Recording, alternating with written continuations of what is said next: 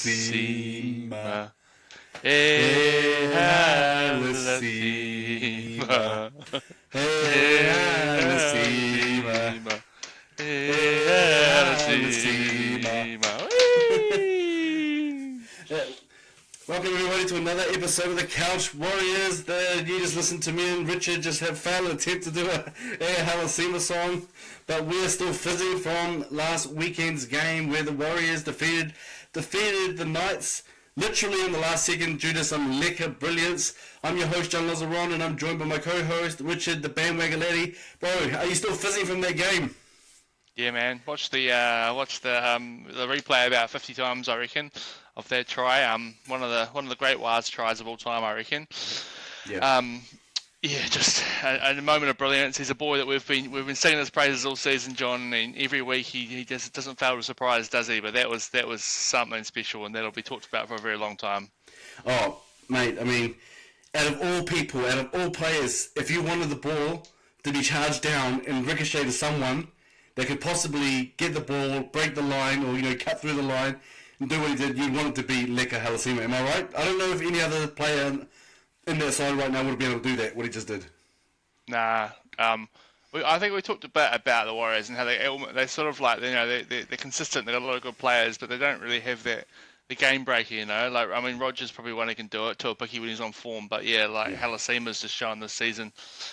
He's had a couple of game-winning tries, and then just some other big plays throughout the season. For 19 years old, man, the future is bright in that one. That's for sure. Yeah, no, for sure. And honestly, at that moment, let's talk about that moment, because honestly, I was just throughout the whole game, I was just sitting there on the couch, just a lump of disappointment. I was just that person, just sitting there, like I was not excited. I was thinking to myself, what the heck is going on here? We weren't fluent in our attack, etc. And things like that. Things weren't going right. We were let off, to be honest. With Newcastle, they botched some tries, some simple tries that they should have scored. And Tuapiki was really brilliant in his defense. Defensive efforts there as well. But that moment, honestly, I'll be honest with you. I wasn't really 100% confident that Tanner Boyd would do it after that. After that first attempt they did, that went along. They sort of didn't go higher than 5 meters off the ground. But as soon as I saw Leka grab it and he break that, I knew something was going to happen right there, and I was off the couch the whole time. I was on the couch.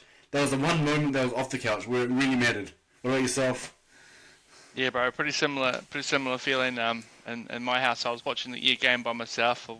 Kids were in bed. I was actually watching it about an hour delayed as well, just because of the kids were being naughty. So we had to we had to sort them all out. So I had to turn my phone on to do not disturb. There's been a couple of times I've done that when I've accidentally, had a look on Facebook and had it ruined for me. So I was very relieved that I didn't ruin that for myself. But yeah, I mean, I was sitting there yelling expletives to myself before it, because Tanner Boyd had a couple of shots. I think he'd had that first shot from about 25-30 meters out right in front where he should have nailed it. He sprayed it to the right, and then he had that second one which he just sprayed it on the ground.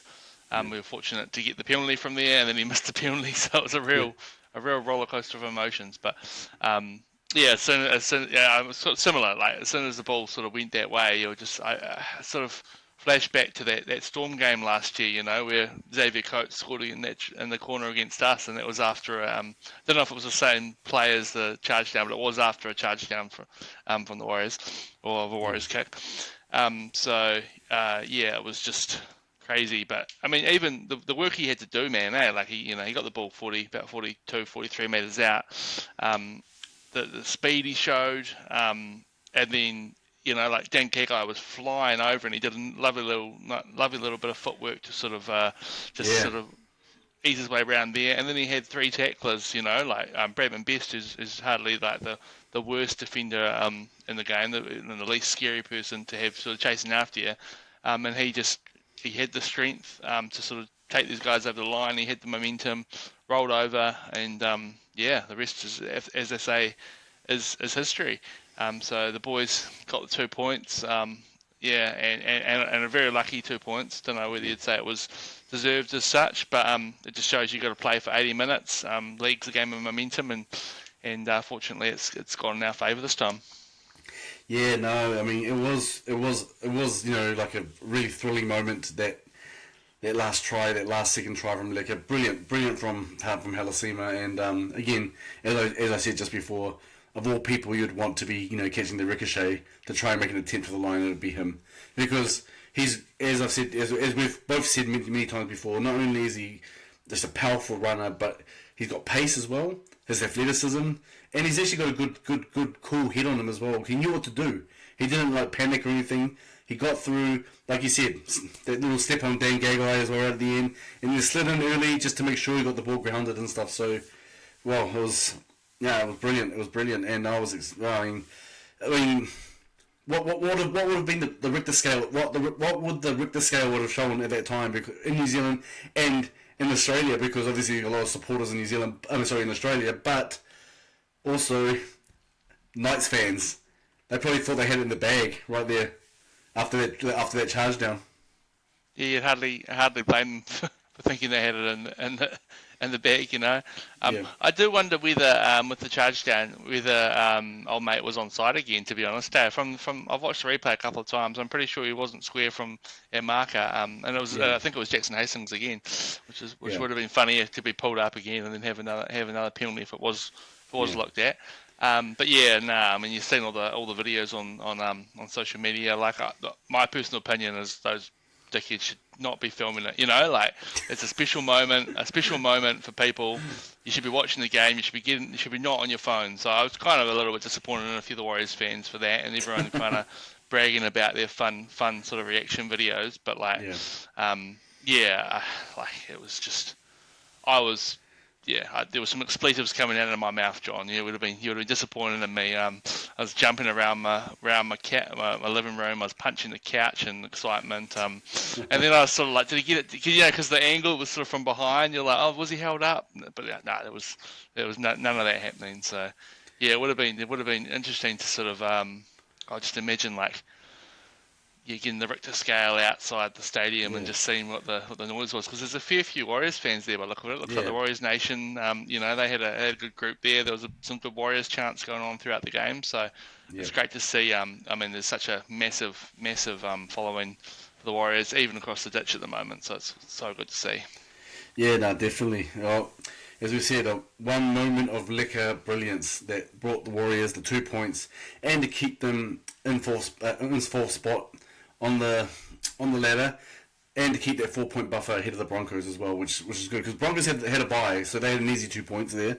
So keeping that 4 point buffer to me was really, really important. But look, before we go into anything further else, let's just actually talk about the game itself, because we've talked about Leka, that that moment of brilliance that he pulled out of the bag right there in the last seconds.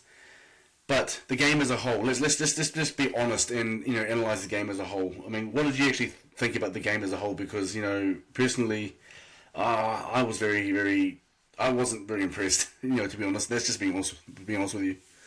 Yeah, it was a real mixed bag, because there was some. I thought there was some some good performances from about 5 or 6 of the team. Yeah. And then you think of that first 20 minutes, we absolutely dominated. We were all over them. We scored that first try, a beautiful little kick from Tana Boyd. Pompey was chasing through well. Yeah. I said on our post, Adam Pompey first try scorer. But unfortunately I didn't back it myself. I don't know what it would have been paying, but it would have been at least $25-30, I imagine. So Yeah. I'm the loser there. But yeah, and then we had all that momentum, Wade and went over, but disallowed. I don't mind that being disallowed, but if that's disallowed, I feel like the Dangago's try a bit later in the game probably should have been disallowed as well, or at least called back. I think that he was tackled. Mazia was absolutely tackled. And so stuff like that's frustrating. When you think about that's a 10-point play there, because we didn't score and then they did score and we probably would have converted our thing. But yeah, then after that we just took the foot off the gas on attack, we weren't completing sets. I think at one point like Warriors have obviously had a really good completion throughout the season, completing consistently at about 80%. But that went down massively. I actually can't remember the stat in the first half, but I feel like there was about, like 4 or 5 where we were only sort of like,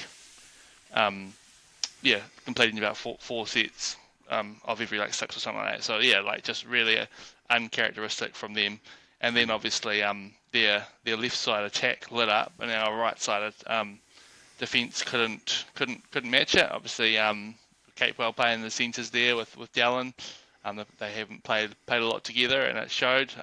Dallin was making some really bizarre sort of. I mean, and he's known to do that. He comes off the wing, and sometimes it works. Sometimes he'll put the big hit on the centre, or sometimes he'll get the intercept. But the way that the Knights were sort of throwing the ball around, it just he just looked in sort of no man's land there as well, and so it just got them into the game. Unfortunately, they missed all 3 of their conversions. Second half was a lot better. Like we came out, we scored that try quickly, and then it was a pretty good sort of like tug of war, almost battle for 25 minutes of that second half, and then the last 10 minutes we were doing everything to get the ball up the right side of the field. Kudos to the middle forwards. They were charging their way up, got us in position to take three field goals, and we weren't able to sort of capitalise on them. But it sort of ended up all right in the end. So yeah, it was a real mixed bag for me. I think a lot of people like the Leka try is going to be the talk of the town. And a lot of people were saying, this and that. A few people were bagging Tanner Boyd. Yeah, obviously, he should have got one of those field goals or the penalty. He had 4 shots to sort of send the game to golden point or win it, and wasn't able to take them. But I thought he'd had a really good game. Yeah.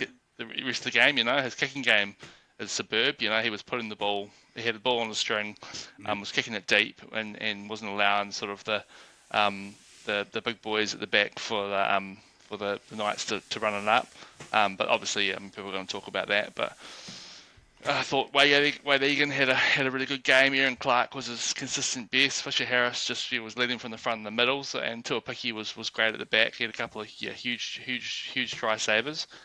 You said before, the Knights should have scored those tries, but I mean, I think they would have scored the tries against the Warriors in previous years, and against a lot of other teams. So it was sort of some desperate defence. I think Leka put a big hit on someone just after Tuapiki, on the centre, So I'm sure that was a stupid play from that centre. He had a guy outside him free, and he decided to take it himself. I'm sure that's a coach killer right there. And kudos to the Warriors. They defend well. They were lucky to probably only be down 12-6 at half time.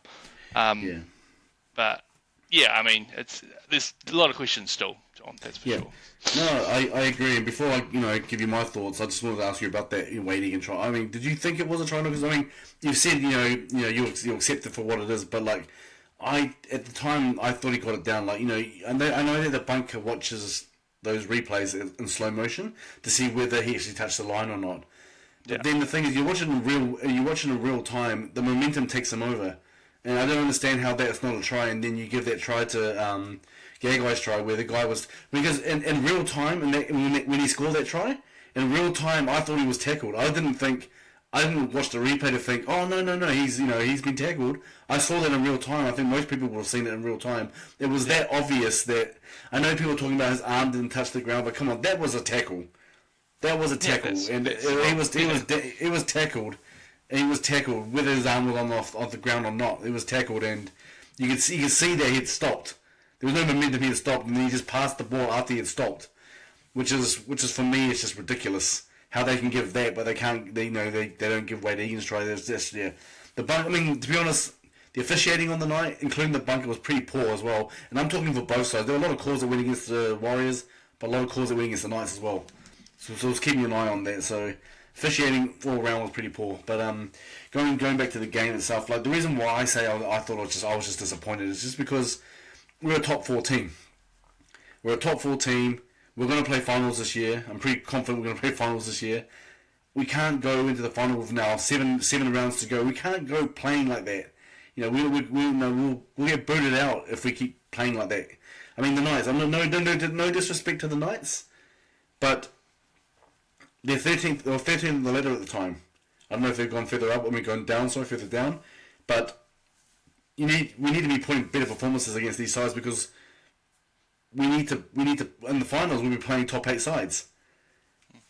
And I think, a performance like that, a top 8 side would have beaten us. To be honest, I'm perfectly honest in my opinion. So a lot of, while I'm stoked that we got the 2 points, I just think that we've got to be better because we ain't going to make a dent. We're not going to make any dents in the finals if we're going to play like that. So there are a lot of things to look at in that game. One area of concern, and I think it's not just a concern with us, but also just the Warriors community in general, is that right edge. We've talked about it before.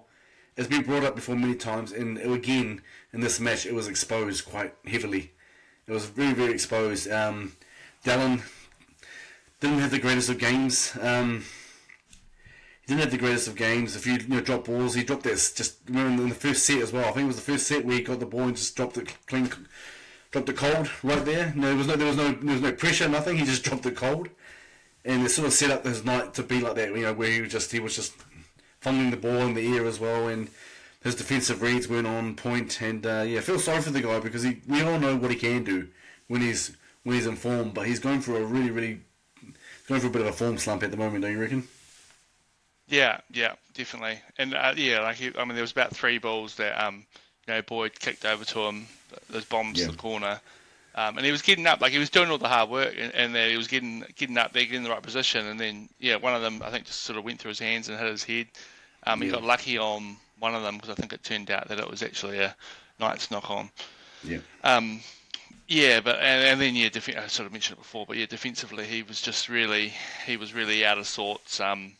He just was, he was jamming in, but he was just getting caught in no man's land, and it happened for at least 2 of the tries, maybe even all 3 of the. Oh no, it was 2 of the tries because the other one was on the other side. For 2 of those tries, but just every time they were throwing it left, I was just, biting my nails and putting my head in my hands because I just couldn't watch it because it just looks so dangerous. And I think Kate Well probably didn't have a great game defensively. I think he had about 5 missed tackles himself as well. So they were. It wasn't just on Dallin, but it was. Yeah. It's obviously a lot more clear when he's on the wing and he's trying to sprint in, and then Marzu's sort of running over untouched, and it sort of happened with that the other try as well. It sort of happened because he'd jammed in. And then Marzu managed to get that flick pass away. I think it was Tuapiki and maybe Tana Boyd.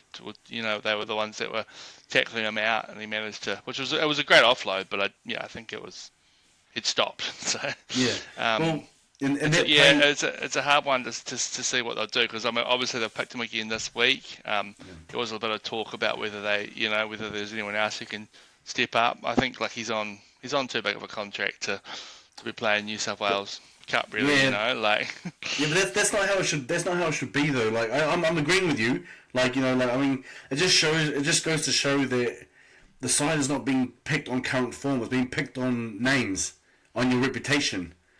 That's obvious because you've dropped to a picky to 18th man for the next game, who had a great game, right? He had a great game on the weekend. Defensively he was awesome. He had a great game. Dallin had a rubbish game. Let's just be honest. He had a rubbish game, but he still retains his spot in the side until Picky goes. So I would rather see, and I think this is just a general point of view here, but that wouldn't you rather see the team picked on form? Because they're picking players just on their reputation. So I don't see how that works. I don't understand what Webster's strategy is there. Because maybe he's picking down, giving him one more shot against the Titans because it's another team that we should put to bed, but we should have done that easily with the Knights as well, but it didn't happen that way. But I feel sorry for Tuapiki. He deserves to be there. He deserves to be somewhere in that side, and every time he gets called up, he always proves himself time and time again. And then every time someone else comes back, he's the one that gets dropped down. It just doesn't make sense to me. It doesn't make sense to me. I'd almost rather see, Chance go either to centre or wing and then keep Tuapiki at the back because I think he's not a wing to a picky, and I mean, he's filled in there. He's been all good, but I just worry about his size, especially some of the like if he'd played wing on the weekend, it would have been tough. Playing against Dom Young or something like that.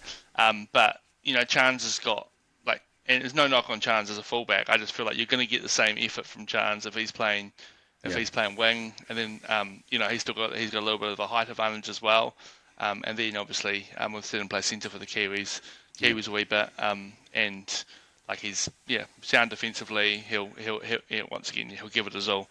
Yeah. So if there was going to be anything like that, that's probably what I want to see. And I still rather see like I Tuapiki. think Kate Wells, that's what I mean. Like I think Kate Tuapiki, like I don't know what the plan for him is. If Chance is around for another couple of years, Dylan's around for another couple of years, Roger might be going, but that's only gonna put Tuapiki on the wing, So it's a real predicament, and it's a like, real the fact that he's signed on for a couple of years is like I don't know whether next year maybe they'll give him the fullback and then they'll move Chance around in some way, shape or form.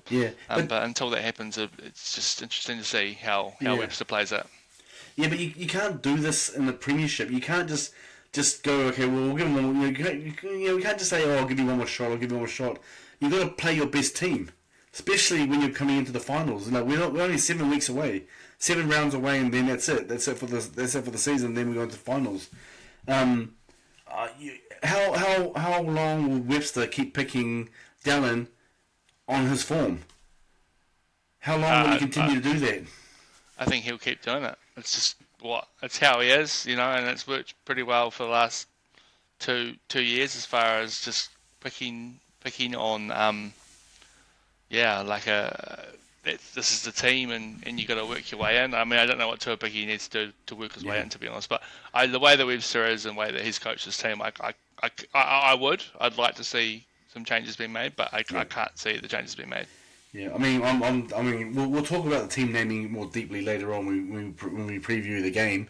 But I mean, I'm a bit stumped with Capewell being put back at centre as well, because I know he's been there to fill roles, but he doesn't need to fill that role right now. He can go back to the second row, and Leo Tola's, he's back. He's been on the extended bench for the last couple of games now, and why aren't you bringing someone, giving one of the young guns more of a shot?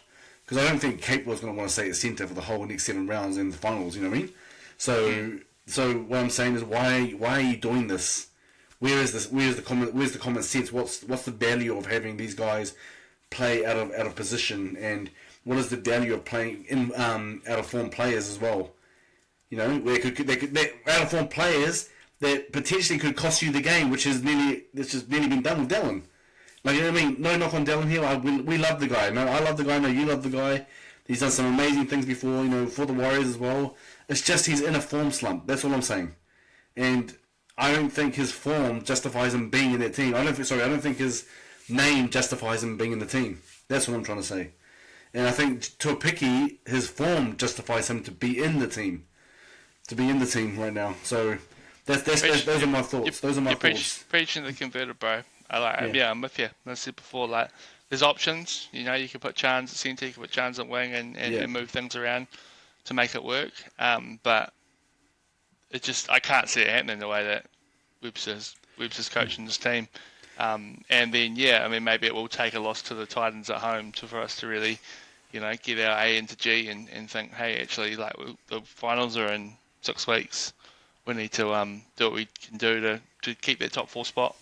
Yeah, I mean, one thing I will say though is a lot of people are going at Dallin at the moment, and like as we included. Oh well, no, I'm not. What I'm talking about, I'm all for healthy criticism, but I'm talking about his form here. But there are people, going, as Warriors fans continue to do, they sort of attack the person. How they did that with Kossi, for example. Maybe not as bad as Kossi, but there are some people out there having a go at Dallin. I don't like that. I don't like that part. But I'm talking about the fair, healthy criticism of his game right now, and I'm saying that he shouldn't. I don't think his form and name justifies him being in the side. That's what I'm trying to say, because he's in a form slump. We all know. We all can see it. No one can deny that. He probably wouldn't even deny that himself. But yeah. So I just don't understand. I just don't understand. The reasoning for keeping him there when you've got someone else that's actually showed week in week out when they're in there in the first grade side that they can do it and they're performing. I don't understand. I don't understand it. It doesn't make sense to me. It doesn't make sense to me. But anyway, I was going to ask you this question, but you've kind of sort of answered it anyway about because you sort of said that Dallin won't, he'll still be there. I was going to ask you what does actually Dallin need to do? Does he need a stint in New South Wales Cup just to boost his confidence? But you already said that that you don't think that's going to happen. So but could they help him though? A stint in New South Wales Cup. Yeah, I mean, yes, I don't think it's going to happen. I Could it help it? Could it help him though? there is options, but we are still really low on outside backs, and it is like the real problem we have for the Warriors at the moment. And we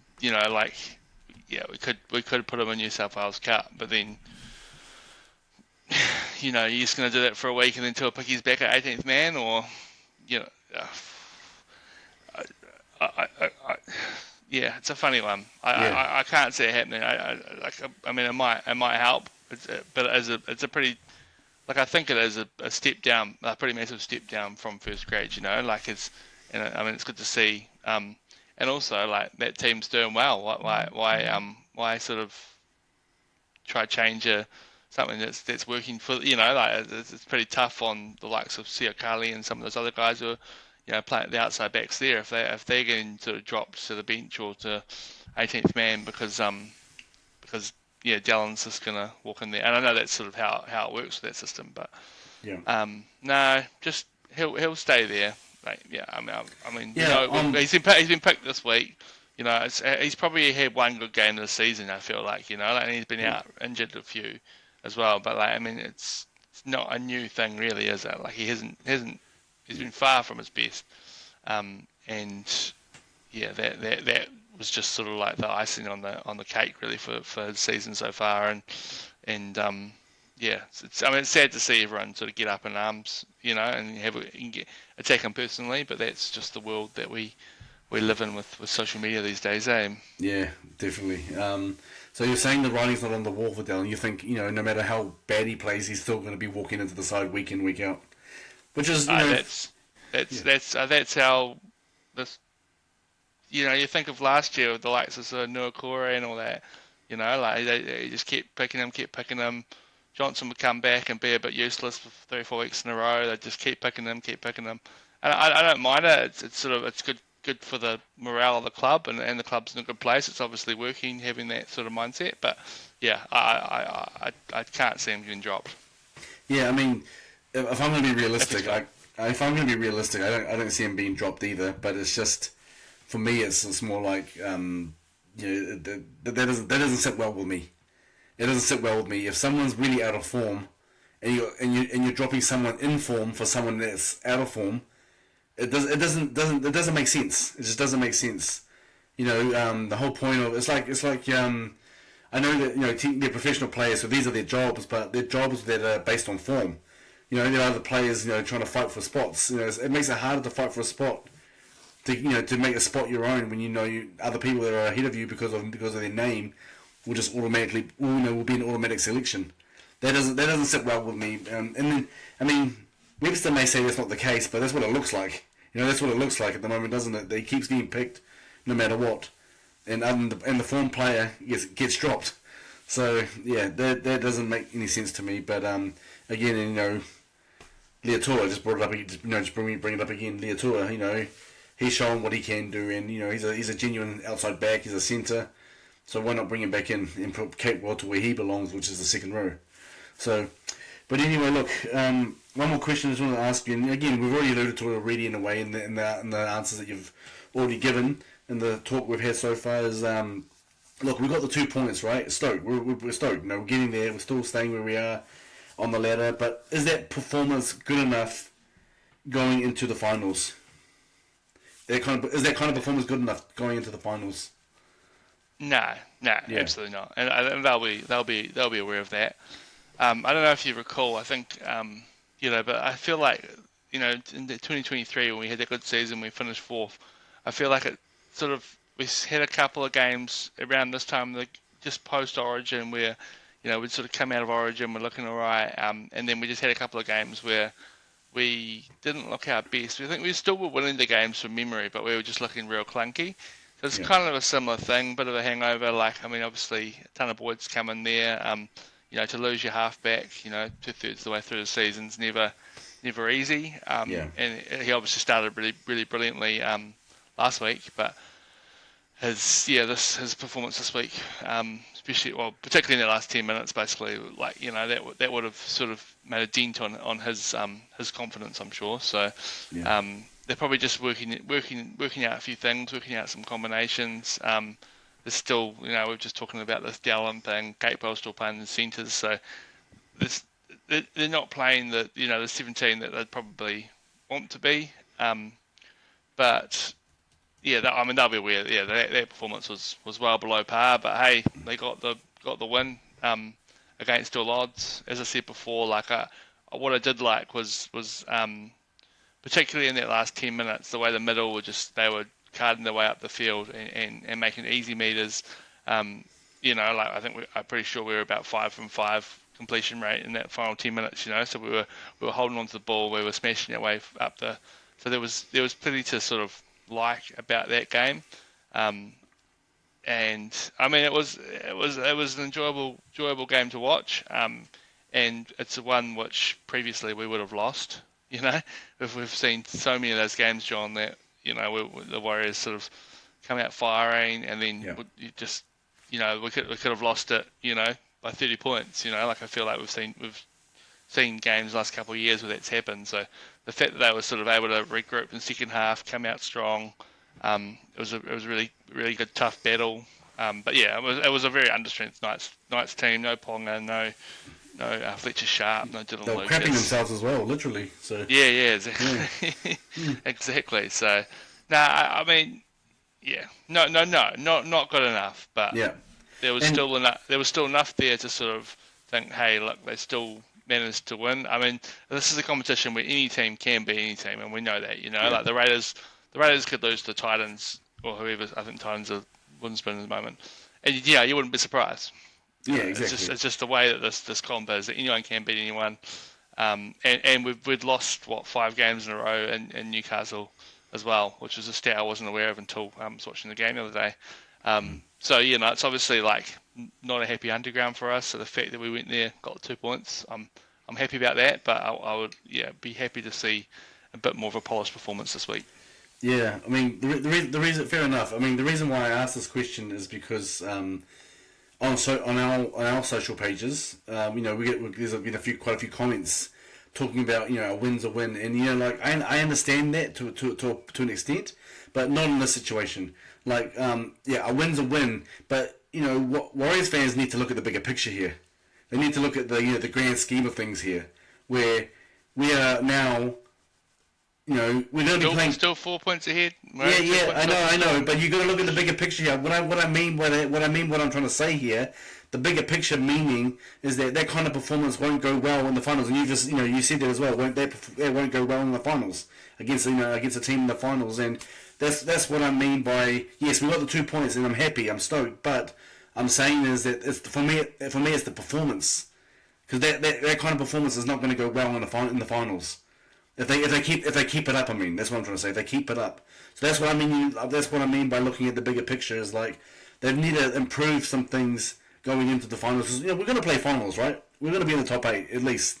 I'm confident, and we've already gone through our run home in terms of what games the Warriors will win or lose, etc. We both believe the Warriors will finish in 4th, and I'm still saying I believe the Warriors will be there, but they just need to improve their performances, because a game like that against the Broncos, against the Storm, against your mighty Raiders won't go down well. So that's what I'm saying by looking at the bigger picture. And I think defensively we're solid as always in defence. I thought, like you said before, our attack was quite clunky. I thought we were just trying to batter our way through their defensive line, and it wasn't working. We weren't spreading it out wide too much as as we should have. It just wasn't working on the night. Hopefully the game against the Knights was just a bad night. It was just a bad night, and then next week, we refresh and restart and go ahead against the Titans. But yeah, Don't disrespect the Knights too much. Like the Knights were good. Like they played really. I thought they played really well, particularly in their first half. They were just every time they were throwing it to their left, they were making the ball move so easily. They obviously had our defence at 6 and 7s, and So I was just happy that we were able to regroup and slow that down. Stop a few tries. To an extent. I did say in the post game video, I did say the Knights played well. I did say that, and they probably were unlucky to lose. So I did say that. I did say that. Yeah. I did say in the video that you feel sorry for the Knights because they thought they had the game. And I did. I think every Warriors fans thought they had the game, especially when you saw that charge down, right? But the thing is, what I'm trying to say is that the Warriors should, in terms of just their individual performance, a team performance, it wasn't right. For me, it was the attack. The attack wasn't working, and that right edge needs to be fixed up. That big gate out there on the right there needs to be shut. It needs to be closed. So yeah, I'm sure they'll be working on that at training this week. Well, you hope they would be. Yeah, you would think that they would. I mean, I'm pretty sure every other team in the NRL has figured out that's where their weakness lies when it comes to in their defense, and they needed to clean that up. I watched a couple of replays of just keeping an eagle eye on Dallin, and he does. I mean, I know Sean Johnson talked about this one time about why he does this and stuff, but he does jam in too much. He does jam in too much to the point where he's taking out the centre. He's taking out the centre, and then I saw the one where the one play that you were talking about earlier with the Newcastle wing, where he got the ball, open space. Kate Moore had to run because Dallin made the tackle on the centre, so he ran over and stopped them, and that's when he passed the ball. So I think Dallin needs to learn not to stop jamming in, because he is jamming in. He is moving off his line. He is going too far in my opinion. So just everyone's been saying it. I just wanted to see it for myself, just to have a look at in the replays, and he is jamming in quite a bit. But look, he's in the team this week. Let's just hope he does really well, because he's still plays for the Warriors, and we want him to go well. So let's just hope he proves everybody wrong, and that he comes back to his best against the Titans. That's all we can hope for, right? And Dylan we trust. We trust. Anyway, all good. All right. Well, look, we'll move on to your segment, mate. Williams. Yeah. The Williams. We give our 3-2-1 for the week in Williams styles for our Warriors players. I can start us off this week. Yep. I gave my 3 to Leka. To be honest with you, the player that got 2 points, I was close to actually still giving it to him, but I just thought, Leka with that try, you had to. But apart from that, he actually still had a really great game. He had that big hit on Fletcher, the other Fletcher who plays for the Knights. I forget his surname, with the big mullet. Yeah. But he had 88 run meters, 6 tackle breaks, 33 tackles, played about 65 minutes, so pretty big minutes for him. I've sort of talked in the past about whether he's a starter, whether he's off the bench, but his last 2 or 3 games starting. He's been playing big minutes, and he's been exceptional. So if he can keep that up, I'll be more than happy. But that try, that'll go down in Wales history as one of, if not the greatest Wales try of all time, I reckon. RTS got my 2. I thought he's so good, and he has been so good this whole season. Really, he's back to his best every time. He had that stint in centres last year. Didn't look right, but he just gets a lot more room to sort of run it up. Every time he gets the ball, he's bouncing off tackles. 266 running meters, so the most in the game by far. The next best for the Warriors was 155 from Aaron Clark. So, he's just doing so much work from the back there. 24 runs, top the tackle breaks was 6. He had a line break as well. More of the same from him. I'm absolutely loving it. Couldn't score a try for my same game multi, but he did basically everything else. Yeah. And then Valmalga gets my 1 off the bench. He's been brilliant, absolutely brilliant. scored a try, 36 minutes.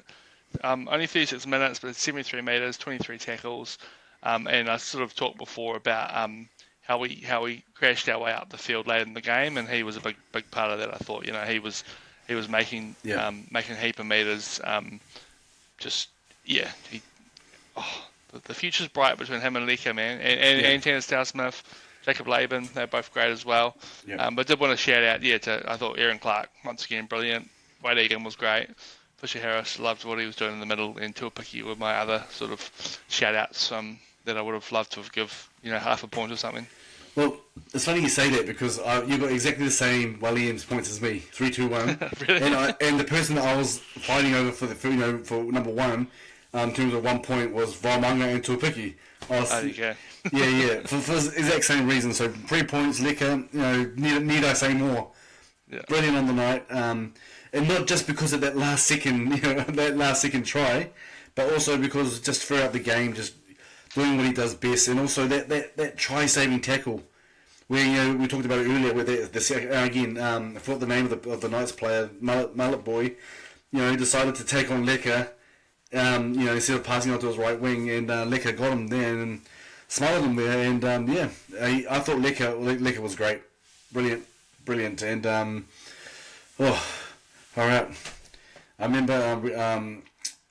I just remember like we were talking about him at the start of the season, how we thought this guy is the future, and look, he's not disappointed, has he? Not disappointed. I still remember that debut against the Bulldogs, man, and he scored a try, but it was just like, who is this guy? Like I think he must have only been 18 at the time, and it was just like, wow, this guy's good. He'll go far, and in one season he's gone very far. Yeah, I'm glad. Again, we've talked about this a lot, but I'm glad that the Warriors have signed him on long term, definitely. And so Leka got my 3-2. Roger, I thought Roger had a stellar game. He may have not scored. He didn't score, did he? He didn't score any tries, but he kept on constantly making tackle breaks, breaking the line and stuff, and just rounding some hard meters. Just doing what he does best. I thought Roger was brilliant. And helped us in getting away from our line because our attack was pretty poor in trying to get off our line. So he was a big factor there. While one is Vaumanga, how you were talking about Leka and Vaumanga. I actually had a thought, it could be the Bash Bros 2.0, but not because they're big front row forwards. Because Vaumanga can play there, but Leka plays. Well, he can play anywhere really if you wanted to, but he plays in the second row. But the Bash Bros is not just about two front rowers. It was the fact it was about their combination, how they gelled together. It was more to just. It wasn't just a couple of front rowers that can just bash their way through. It was about how they do it, how in tune they are with each other, how the cohesion, between the two, and and how they're good mates as well. Just how everything, a combo of all those sort of things. I think it's the same with Leka and Vaumanga. I think they both got that same sort of cohesion. You know what I mean? Mm-hmm. You see them a lot in defence where they're defending. They're both tackling. You see them a lot together tackling, and they're really getting into it. And Vaumanga, look, I know he's not getting all the praises that Leka gets, but he's scoring tries consistently as well, and defensively and on attack, he's just amazing. I said it one time in another video where I said that he's just a breath of fresh air, where he lifts the intensity. Someone that comes off the bench that can bring that intensity in the game to to hit tired forwards from the opposition. It's just awesome. I think he's awesome, and I'm gonna say it now. Even though Leka's not a front row forward, Leka and Dimitri Vaumanga, Bash Bros 2.0. Unless you want to give them a new name, Bash Bros 2.0. Yeah, but I can see a little social media video coming there. Go on. Bash Bros 2.0. You heard it here first at Couch Warriors. But So I was gonna, like I said, I was juggling between Tuapiki and Vaumanga. Tuapiki, brilliant game. Defensively, stopped those tries as well. It was a bit of a mixture of Knights botching the try, but also Tuapiki being able to be there and stop those tries as well. Because when Brandon Best passed on his inside, I can't remember who had the ball, but then Tuapiki was able to. I watched the replay of it again.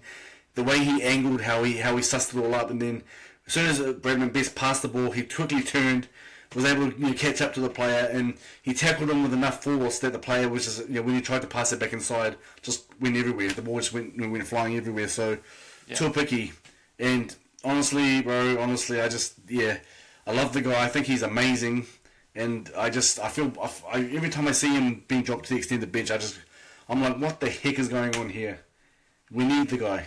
We need the guy. So, yeah. But anyway, that's my 3-2-1 there, mate. There you go. Doesn't happen every week that we both go the same. So no, how good. No. Bash Bros 2.0. Anyway, I mean, if you had to give them a new name, what name would you give them? Yeah, top of your head. Oh, the Mullet Boys, maybe, or the Mullet Boys. The Usos. The Usos. nice. Bash Bros. Okay, we'll keep it at Bash Bros 2.0. But look, mate. Let's quickly go into. Have you got the team in front of you? I got it up here somewhere, I think. Yeah. Yep. Do you want to quickly just go through the team, and we'll just do a quick 5-minute preview of the game before we get into tips, and we'll call it a night.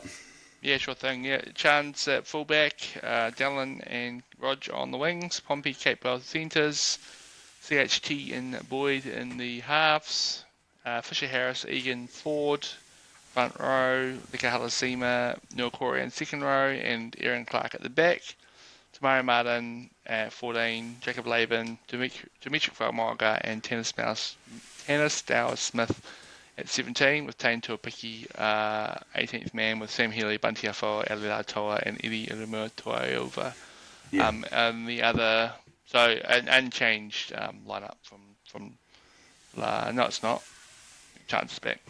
Yeah. That's the talking point. Yep, that is.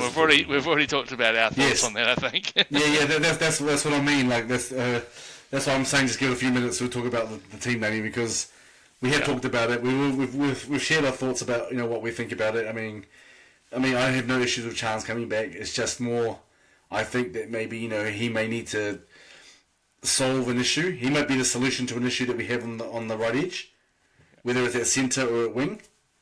I think he's part of that solution, and Tuapiki can play fullback. Or, you could even. I know this is not probably the way most people would go, but you could even. Because I know you've said that you don't prefer Tuapiki on the wing, even though he's done not that bad there.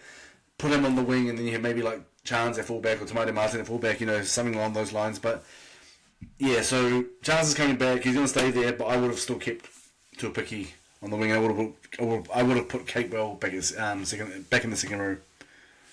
Yeah. So if you're putting Capewell back in the second row, who are you putting at centre? I would put Latoa, yeah. Latoa. Or I would put Chance and put Tamari Martin at fullback and Tuapiki on the wing. Oh, it's a big switch around. Yeah, it is a big switch around. But look, imagine that those guys in that line in one lineup. Looks pretty good. Yeah. Other talking points is Tana Boyd playing against his old team, so hopefully there'll be a bit of rivalry there. Hopefully that brings out the best of him. I just had in capitals no Tuapiki, so I'm fuming about that. Yeah. They are a team that we've got a pretty good record against. We've played 34 played. Waz won 20-14, the head-to-head battle. Yeah. The Waz are 10-5 versus the Titans at home, but we've lost 4 of the last 5 to them. And do you remember the score last time we played the Titans, John? Yeah. 66-6. Yeah, did you have to bring it up again? Did you have to bring it up? One of the darkest days in Waz history. So that was over there.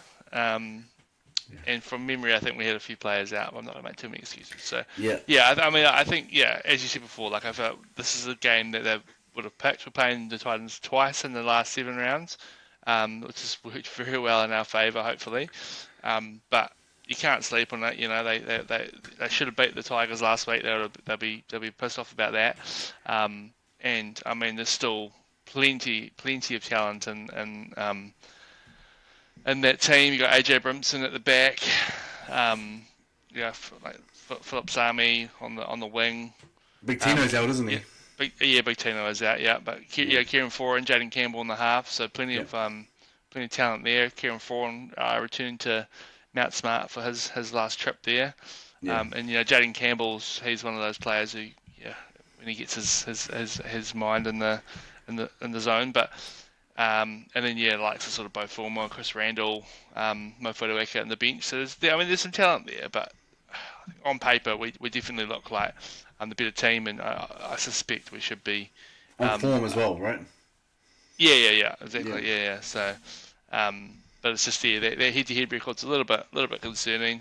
I'm sure that won't be in their head too much.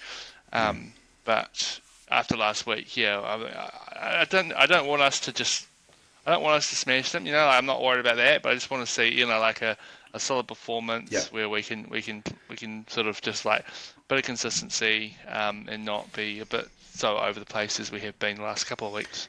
Last month or so, really. Yeah, no, I agree. Like, as much as I'd love to see that our points differential, skyrocket up, I would take a solid performance over that.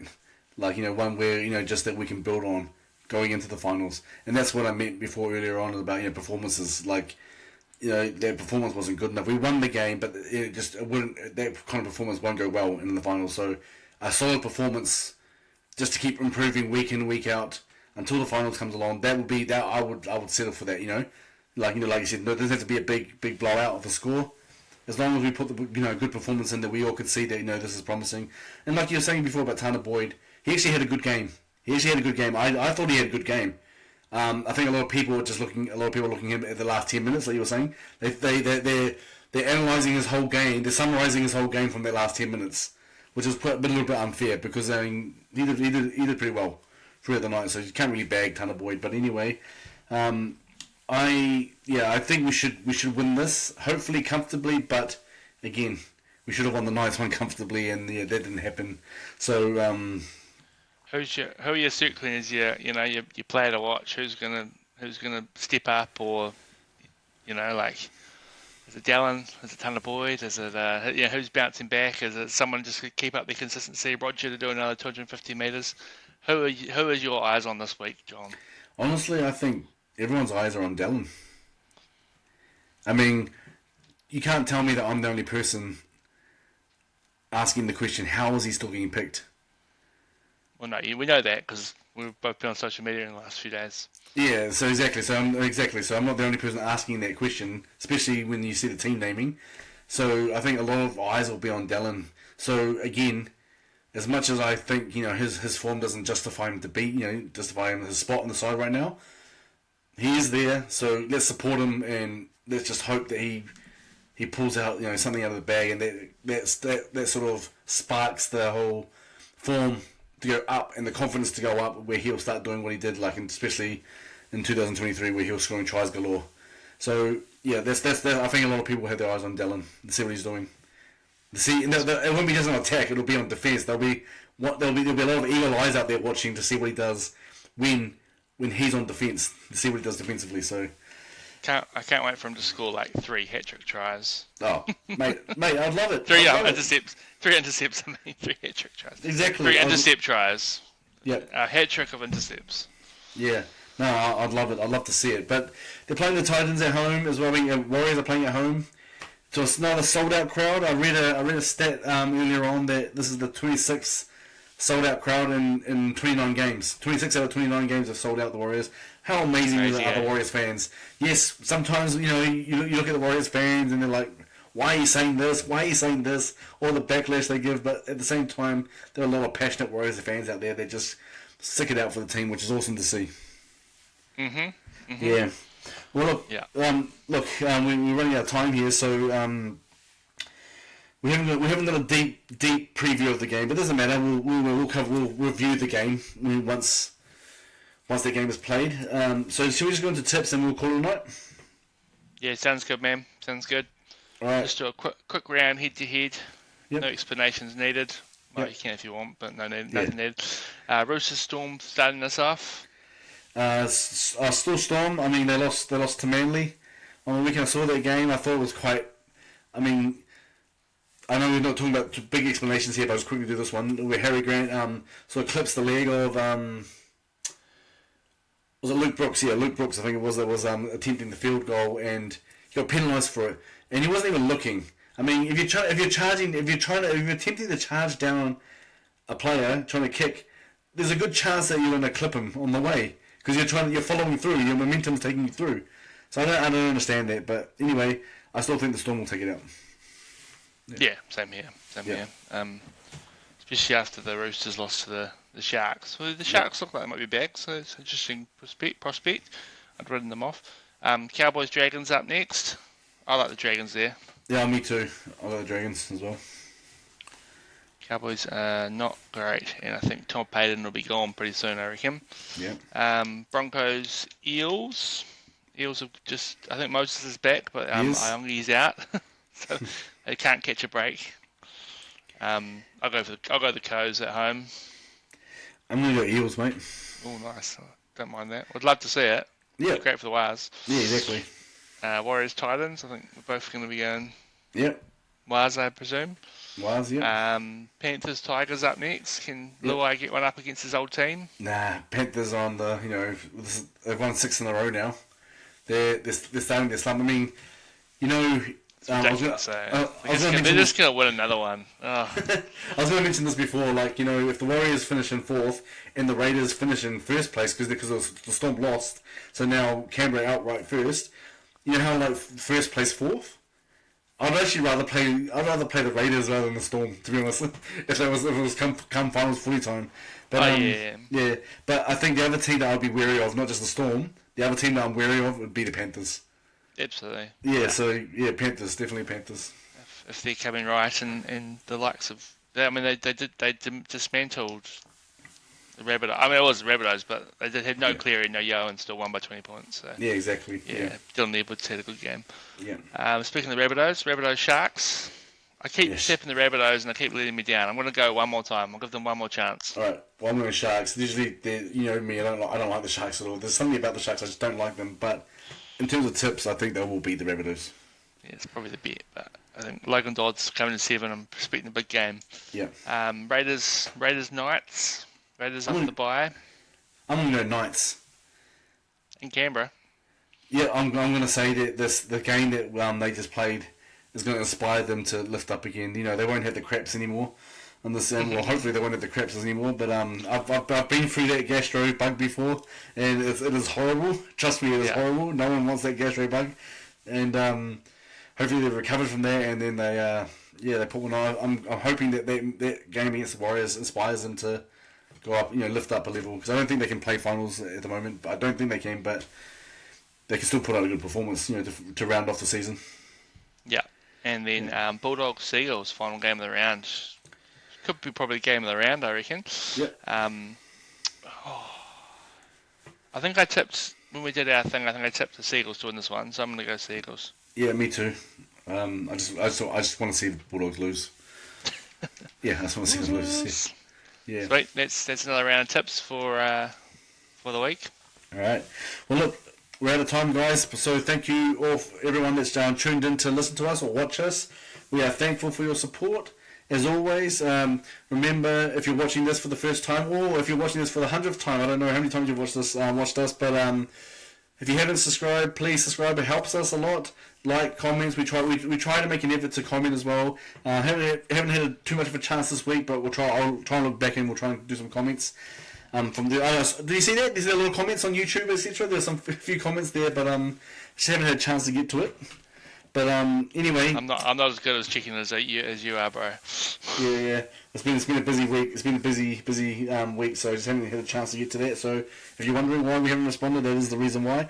But anyway, again, subscribe, like, comment. We are thankful for all your support, and we'll keep going and go the Wires this Saturday. Is it Saturday? Yes, it is. This Saturday. Thanks everybody for tuning in. Yeah, up the mighty Wires. Up the Wires. Choo choo choo. We've got the fit.